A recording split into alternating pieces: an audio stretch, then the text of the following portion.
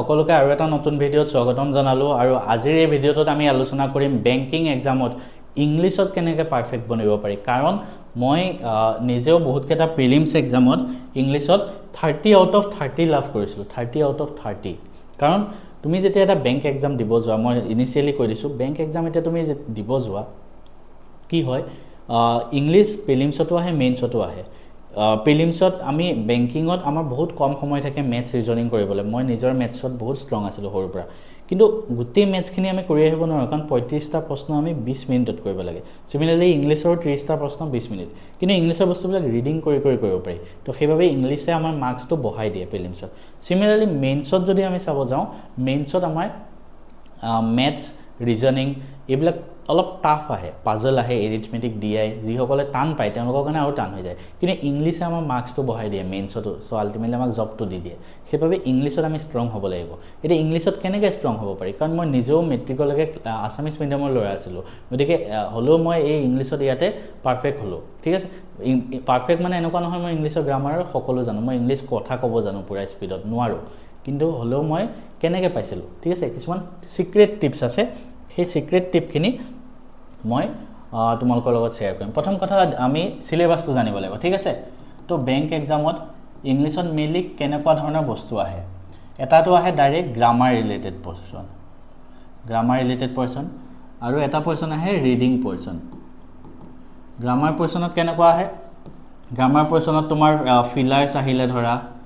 ঠিক আছে সেয়া ফিলাৰ যিকোনো হ'ব পাৰে টেন্স কাৰেকশ্যনৰ ফিলাৰ এটা দি দিব পাৰে প্ৰিপজিশ্যনৰ ফিলাৰ এটা দিব পাৰে ভোকেবৰ ফিলাৰ এটা দি দিব পাৰে ইয়েছ আৰু এটা পাৰ্ট আহে ভোকেবৰ ঠিক আছে আৰু তাৰপিছত ফিলাৰ্ছ আহিলে তাৰপিছত সেন্টেন্স কাৰেকশ্যন আহিব পাৰে সেন্টেন্স কাৰেকশ্যন এইবিলাক বস্তু আহিব পাৰে তো গ্ৰামাৰৰ গোটেই টপিকখিনি একদম টেন্স ভইচ নেৰেশ্যনৰ পৰা আদি কৰি গোটেই টপিকখিনি ইয়াতে আহিব পাৰে তাৰপিছত আহে ভোকেব মানে কি তোমাৰ এন্টনিম সিনোনিম ফ্ৰেজ ইডিয়ম হেবিলাক ঠিক আছে তো ভোকেবৰ বেছি কোৱেশ্চন নাহে 10 পৰা 20% মান কোৱেশ্চন হে আহে বাকি ৰিডিংৰ পৰা বেছি আহে ৰিডিংৰ পৰা কি আহে ৰিডিং কম্প্ৰিহেনচন তাৰপিছত আহে ক্লোজ টেষ্ট পেৰাগ্ৰাফ ফিলাৰ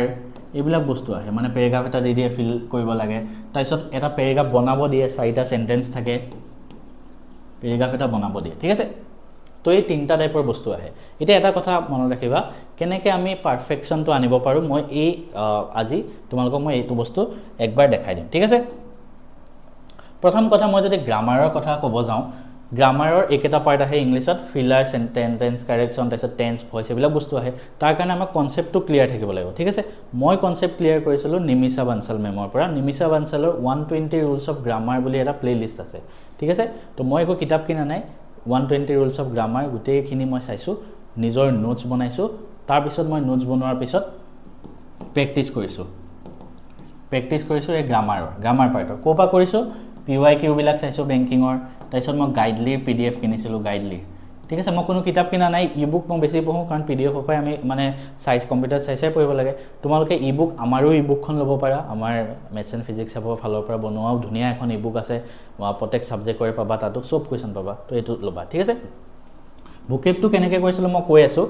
তাৰ আগত মই ৰিডিংটো কৈ আছোঁ কাৰণ ৰিডিঙত সবতকৈ বেছি ইম্পৰ্টেঞ্চ আছে বেংক এক্সামত অলমোষ্ট 60 to 70% ৰিডিঙৰ কোৱেশ্চন আহে বেংকিঙত তুমি যদি গ্ৰামাৰ কনসেপ্ট ক্লিয়াৰো নাই তুমি ৰিডিং কৰি যদি ডেইলি ৰিডিং কৰা তুমি বেংক এক্সাম আৰামছে ইংলিছত 30 আউট অফ 30 পাই যাবা ময়ো পাইছিলোঁ ঠিক আছে মই গ্ৰামাৰত ইমানো বেছি ষ্ট্ৰং নহয় ভোকেবতটো অকণো ষ্ট্ৰং নহয়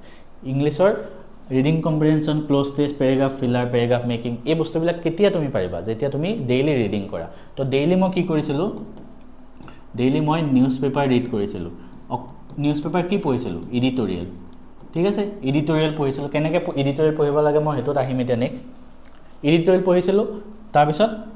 মই RC সলভ কৰিছিলোঁ ডেইলি মই টাৰ্গেট কৰিছিলোঁ 2-3টা RC ঠিক আছে ডেইলি কেনেকুৱা টাৰ্গেট কৰিছিলোঁ ডেইলি যে মই RC কৰিছিলোঁ তাৰ ভিতৰত দুটা মই প্ৰিলিমছৰ সলভ কৰিম ধৰা এটা মেইনছৰ সলভ কৰিম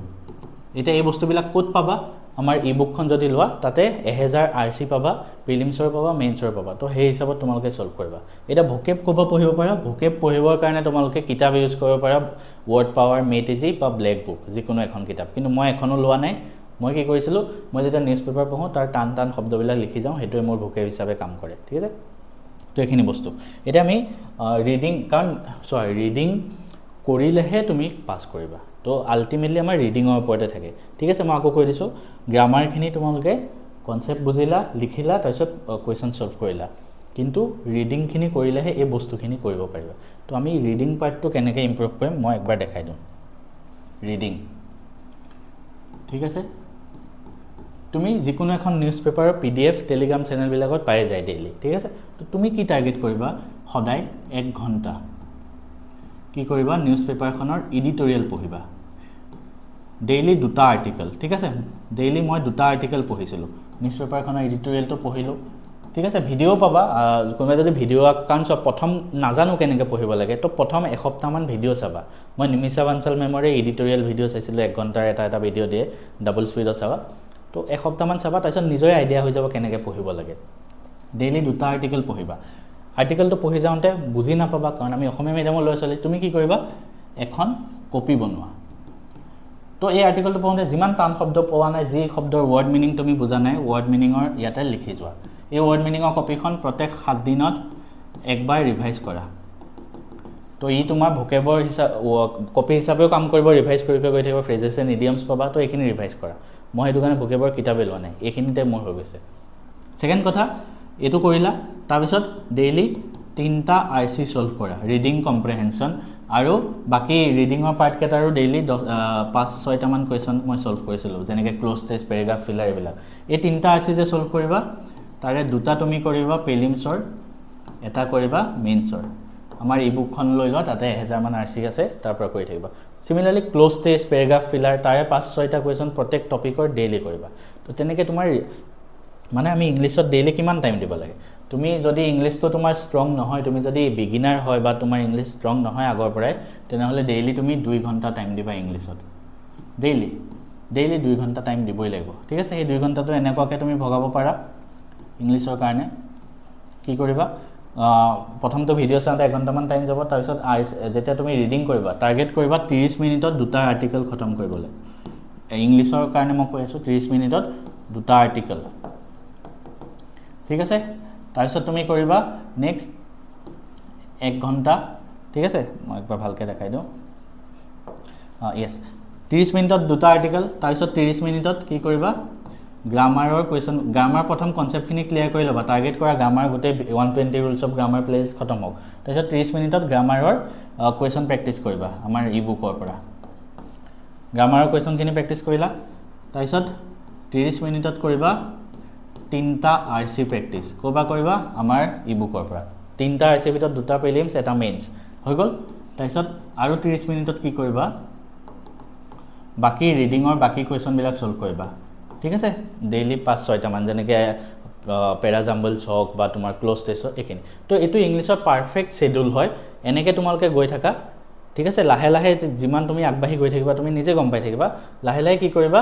তুমি ইয়াতে আৰু অলপমান টাইম মেইনছত আৰু অলপমান টাইম দিব লাগিব তো মেইনছৰ কাৰণে আৰু প্ৰেক্টিছ কৰা আৰম্ভ কৰি দিবা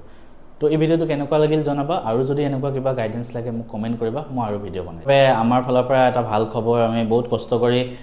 2টা সেট বনাইছো এটা হল যিকোনো চৰকাৰী চাকৰিৰ বাবে হেয়া এডিআৰই হওক APSC বা APSC প্ৰিলিমছ বা আসাম পুলিচ SI